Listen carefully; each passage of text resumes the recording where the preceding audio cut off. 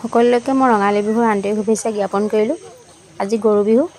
আমাৰ ঘৰৰ ওচৰৰ নবৌজনী গৰুজনী লৈ আহিছে আমাৰ ঘাটলৈ গা ধুবৰ কাৰণে। আমাৰ ঘাটটো যিহেতু চাফা কৰি ৰাখোঁ কাৰণে তেওঁলোকে ধুবাবলৈ সুবিধা পায়। প্ৰত্যেকবাৰ বিহুতে তেওঁলোকে গৰুজনী আমাৰ ঘাটটোলৈকে লৈ আহে বাৰু।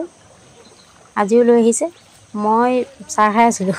মই প্ৰত্যেকবাৰতে গৰুজনী ভিডিঅ' কৰোঁৱেই, প্ৰত্যেকটো বিহুতে ভিডিঅ' কৰোঁৱেই। আজিও লৈ অহা দেখি মই দৌৰা দেখি চাহৰ কাপটো হাতত লৈ নৈৰ পৰা পালোহি। তেওঁলোকে যা যোগাৰ কৰিয়ে আনিছে। সেয়া প্ৰথমে গৰুজনী ঘৰি গাটো ধুৱাই লৈছে বাৰু। তাৰপৰা নবৌ আহি পোৱা নাই কেনে ৰৈ আছে।